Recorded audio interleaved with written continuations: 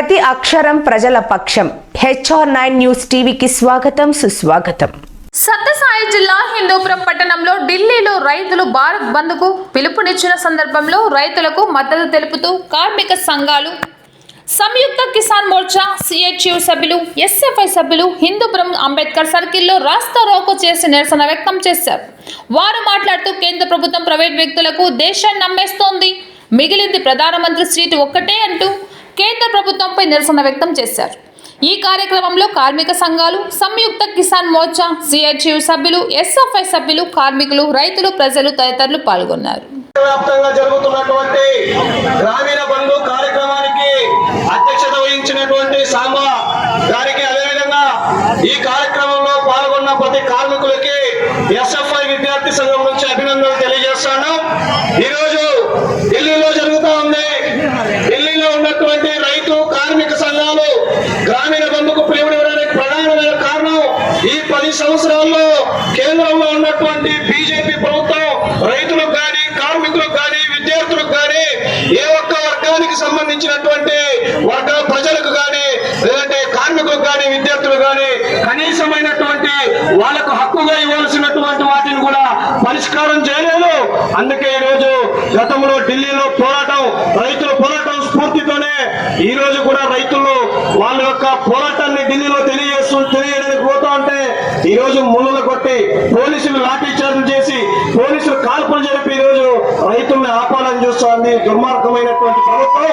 ఈ ప్రభుత్వ నిరంకుశ వైఖరికి ఈ రోజు రైతులారా, నువ్వు తూటాలు పేల్చినా, లాఠీ దెబ్బలు తగిలినా మాకు కనీస వేతన చట్టాన్ని ఎందుకు 10 సంవత్సరాలైనా అమలు చేయట్లేదని చెప్పి రైతులు ఈ రోజు పోరాడుతున్నారు.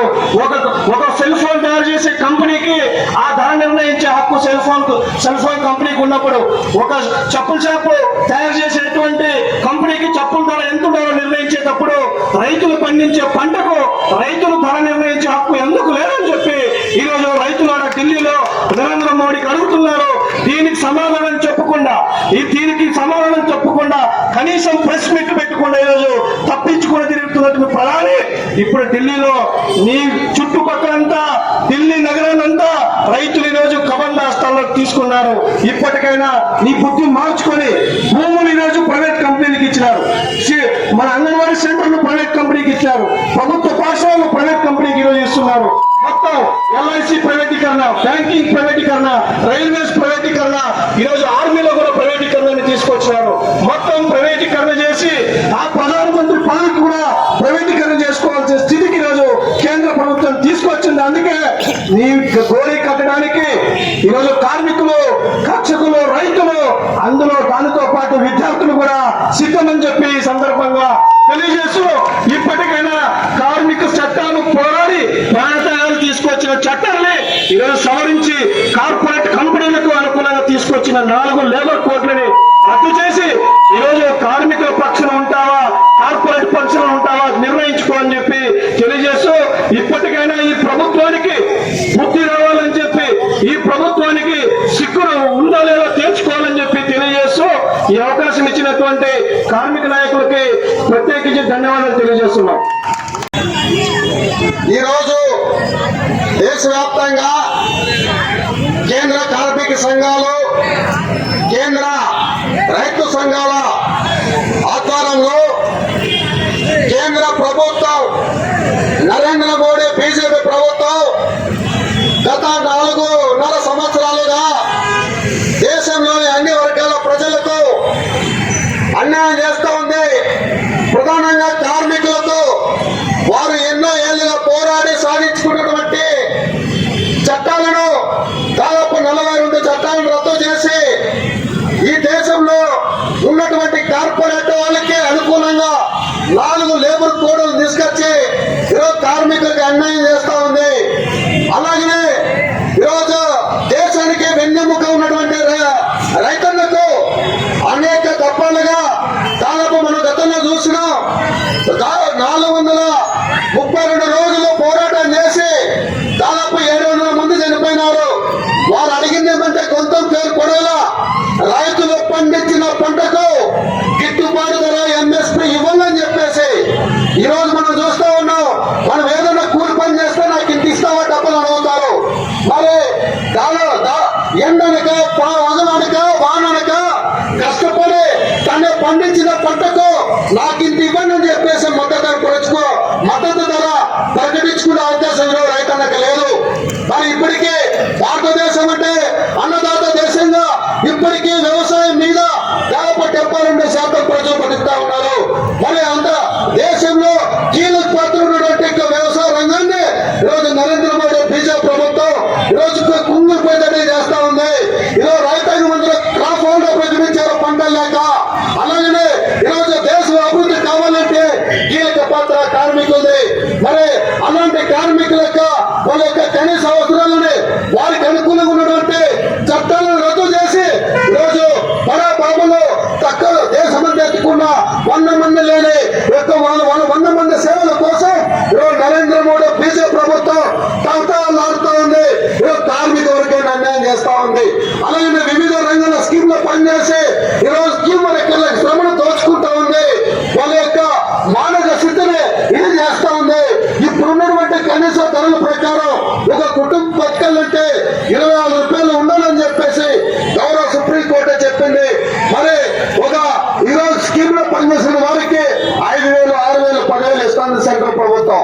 కాబట్టి ఈ విధానాలకు వ్యతిరేకంగా ఇప్పటికైనా ప్రభుత్వం ఆలోచన చేసి, అలాగే గత 3 రోజుల నుంచి చూస్తా ఉన్నాం, ఢిల్లీ నగరానికి హర్యానా, పంజాబ్ రైతులు, అలాగే ఒక పక్క ఈరోజు మహారాష్ట్ర రైతులు బయలుదేరుతున్నారు, పక్కన ఉత్తరప్రదేశ్ రైతులు వస్తున్నారు. మొత్తం వారు చేస్తున్న పోరాటం యావత్తు దేశమంతా ఈరోజు చూస్తా ఉంది. వారే కాదు, మొత్తం 29 రాష్ట్రాల రైతాంగం కూడా చలో ఢిల్లీకి వెళ్తూ ఉన్నారు. ఈరోజు నరేంద్ర మోడీని తాడపేట తెలుసుకోవడానికి, ఈరోజు వ్యవసాయ రంగం కాపాడాలంటే పోరాటమే మార్గం అని చెప్పేసి రైతులు ప్రతిపూర్ణున్నారు. ఈరోజు వాళ్ళు ఢిల్లీలోకి పోయి చర్చల పేరుతో, పోలీసుల పేరుతో చిత్రహింసలు చేస్తా ఉంది. నీ లాఠీలకు తూటాలకు ఈరోజు తగ్గేది లేదంటూ చెప్పేసి రైతాంగం పోరాటం చేస్తా ఉంది. వారి యొక్క పోరాట స్ఫూర్తితో ఈరోజు మన రాష్ట్రంలో కూడా రైతులు, కార్మికులు, అన్ని వర్గాల ప్రజలు కూడా ఆ రైతులు చేస్తున్న పోరాటానికి మద్దతుగా ఉండాలని, సంఘీభావంగా ఉండాలని కూడా ఈ సందర్భంగా ప్రజానికానికి మేము పిలిపిస్తా ఉన్నాం. కాబట్టి సోదరులారా, బీజేపీ నరేంద్ర మోడీ ఈరోజు మన యొక్క అన్నతమ్ములుగా ఉన్నటువంటి మనందరూ చూస్తా ఉన్నాం.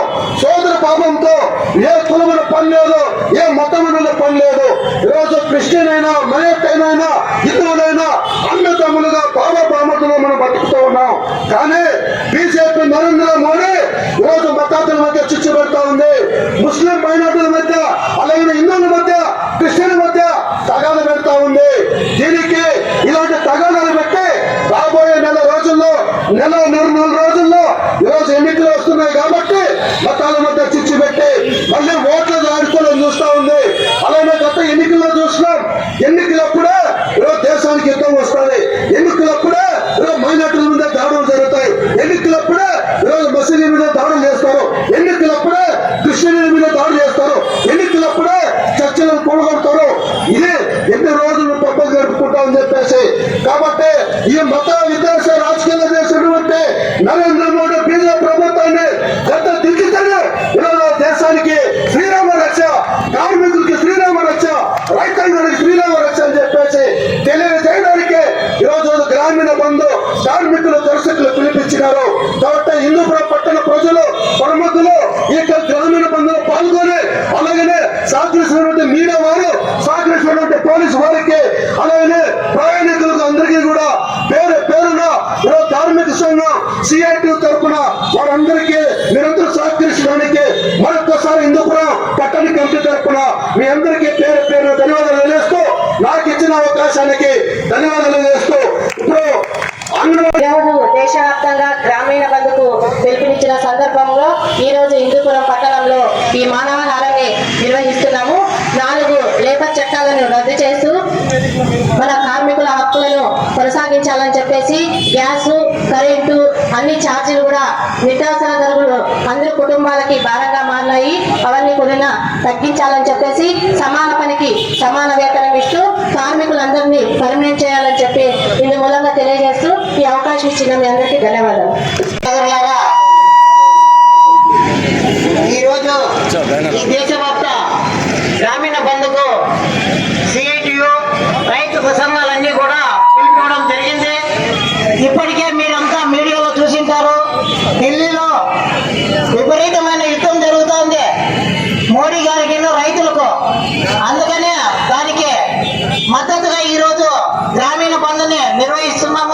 గ్రామీణ బంధు